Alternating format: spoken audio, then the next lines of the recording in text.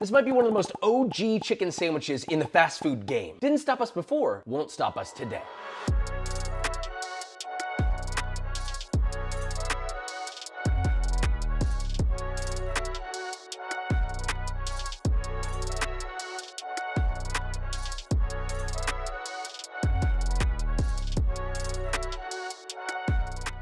Okay, so the McChicken is a $1 menu sandwich. It's also beloved by many. People have been eating this for, I don't know, let's figure out how long. How old is the McChicken? The sandwich originally introduced in 1980. This sandwich is older than me by a lot. You know what they say, can't teach an old dog new tricks, but you can teach it's not a dog. So with all that being said, let's make this, shall we? Welcome back to McDonald's.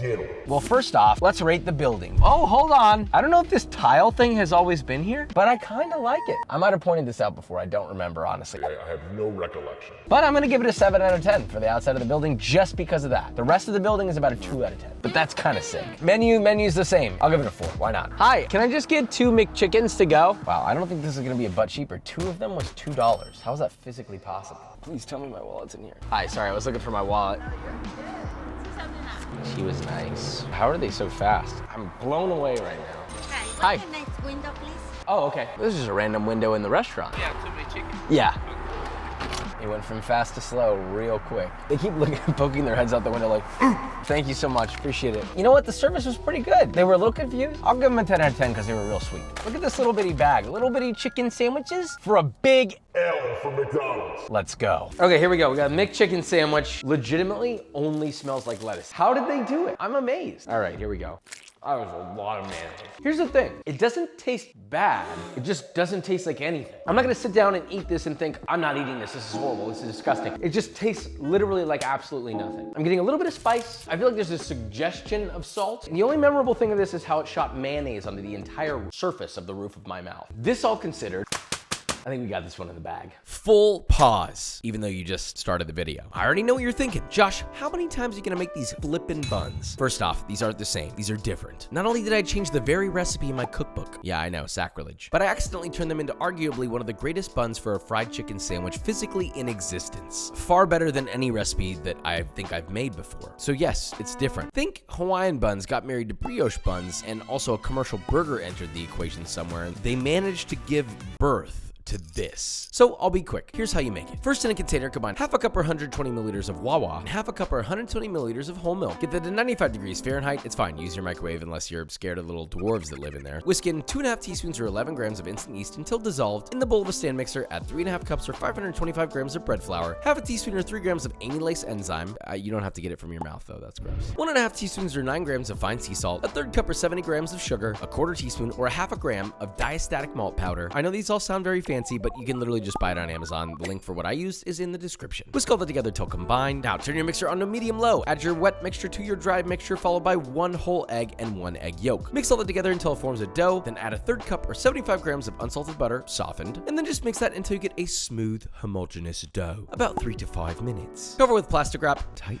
Name it appropriately and rise in the fridge overnight. This is an important element. The overnight rise does so many things to the molecular structure as well as it does the flavor. The next day, you'll punch the life out of it. Divide it into 10 evenly sized pieces weighing about 80 to 90 grams each, then roll each of those into a nice, round, voluptuous ball. Line 2 sheet trays with parchment paper and load them up to a maximum of 6 buns per tray. You're gonna wanna put more, and Papa is gonna say no. And when Papa steps in to say no, you listen. Cover with greased plastic wrap and proof at room temperature for 55 minutes or until plump. Give her a good old wash with egg. Just combine 1 egg and a splash of water, whisk till homogeneous, lightly brush each bun, and bake at 375 Fahrenheit for 17 minutes. Remove and immediately brush with melted unsalted butter and cool completely on a wire rack. I mean, that's the holy grail chicken buns right there. Now let's move on to the holy grail of chicken patties. I'm not joking. This is genuinely the best chicken patty you will ever have. I don't know that there's better out there, truly, and it's easy. First, you need 2 pounds or 900 grams of chicken breast, boneless and skinless, 3/4 pound or 340 grams of pork fat back. Cut those into pieces that'll fit in a meat grinder and, well, run them through a meat grinder.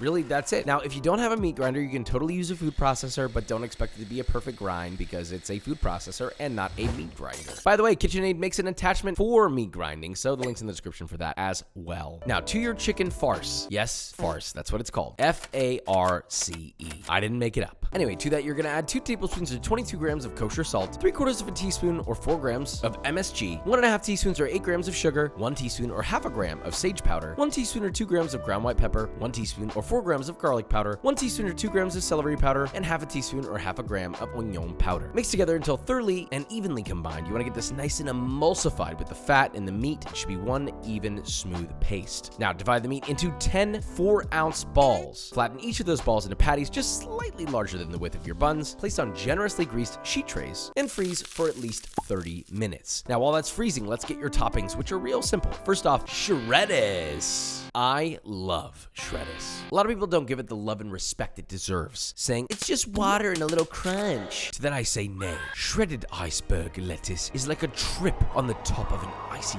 frozen over Mount Olympus, and it can tie together a beautiful sandwich, so what's wrong with that? Anyway, in a bowl, combine half a head of iceberg lettuce that's been very thinly sliced, along with 1 tablespoon or 3 grams of thinly sliced chives, 1 tablespoon or 3 grams of finely chopped dill, and the zest of 1 lemon. Toss together and keep chilled until needed. For your mayo, we got a different technique here. You don't have to rip your elbow off, and you don't have to wait forever to get it done. Simply get a tall container or glass, add 2 egg yolks, 1.5 tablespoons or 28 grams of Dijon mustard, 2 cloves of garlic grated, 3 tablespoons or 11 grams of grated pecorino, 2 tablespoons or 24 grams of water, 1 tablespoon or 14 grams of lemon juice, salt to taste, then carefully pour in 1 cup or 240 milliliters of vegetable oil, carefully lower in the end of a hand blender and let her rip.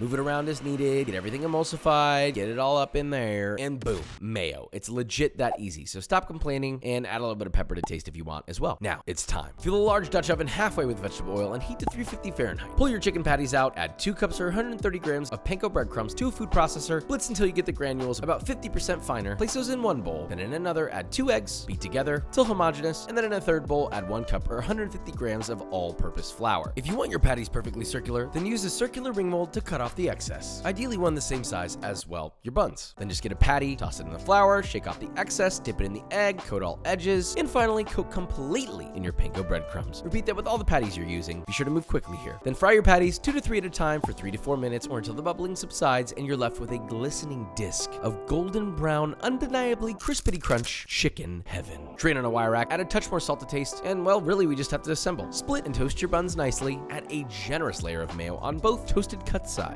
Gently lay down your crunchy boy, followed by your fragrant shredders, and finally, your beautifully sauced top bun. Something about this sandwich just calls to me, it beckons to me in the night. Its beauty, its grace, its simplicity. But enough talk, we have to taste because I know darn well I won this. This is a goddamn sandwich if I ever seen one. Look at this thing. Woo! And I smell a whole lot more than lettuce. Cross section, hello, daddy's home. Kendrick, I don't know if you'll be able to hear this from here. I did hear it. I really shouldn't be eating this right now. Nor said 1 bite. I'm gonna have 1 more bite, right? Out of all the butt betters, this is the biggest knock out of the park I think we've ever had out of any chicken sandwich we've ever made. I know that's a big claim. You have no idea. The changes we made to the bun, it's like sweeter, it's so soft and just perfect, like a Hawaiian roll. The chicken is perfectly juicy, the perfect amount of fat. It's salted perfectly. It's just perfectly balanced. This is what the McChicken should have been. But I'm not gonna give the final answer. Pano is today.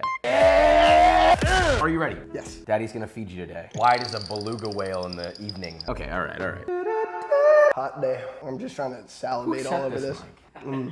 Oh, you did? Yeah, I did. All right, number 2. Number 1, easily. But it's actually fascinating. The ratio exactly of how you'd want it. So like the more chicken, more sauce, more lettuce. Number 1 all the way. Down with the Big McChicken lobbies, up with the JW lobbyists. Screw you, Ronald McDonald. You heard what I said. But that's not the end. Since we've won, I'm gonna take this a little step further. You know, forget just some little McChicken. I want the big chicken. First off, for the mayo, just add a little something spicy to it. You know, I want a little kick. Throw in a couple tablespoons of sriracha. Let's get together. See where I'm going with that? Next up, get yourself some bacon. Cook it up old school style, flipping it often in a pan. You know, however many sandwiches you need. You're gonna need 2 slices per sandwich, okay? Do the math. Once it's a golden brown, drain on a paper towel. You know the drill. But what I really want to highlight are these unforgettable, beautiful shoestring onions. Or is it haystack onions? Or whatever the heck you call it. It's ridiculous how easy these are. You just slice 1 yellow onion very thinly. You add them to a bowl of about 2 cups or 440 grams of buttermilk. You toss them. You keep them submerged. In a separate bowl, you add 2.5 cups or 375 grams of all-purpose flour. Toss your onions in the flour to fully coat, place that to the side, repeat with the rest, and then you just toss your onions in your leftover fry oil from earlier. It's at 350 Fahrenheit for 2 minutes or until crispy. You drain on a paper towel, you season it with salt to taste, and that is it. I'm telling you, these are the best fried onions for a sandwich money can buy. There's a beauty in simplicity. Now, assembling this sandwich is similar. You toast your buns, bottom bun, hit it heavy with the sauce, but then it gets a little different. You're then going to add a layer of Swiss cheese, melt that with a blowtorch or under a broiler, follow with your chicken patty, and then a layer of American cheese. Hear me out. Melt that bad boy too. Hit it with a couple strips of your bacon. You know, why not? All these fast food joints think they can do it, right? Well, I'm doing it. And finally, a fat stack of your fried onions. And all you need is a sauced top bun and crown your king. Sing to the heavens above. And well, let's take this one for a joyride. All right, we'll make this quick, but I had to do it.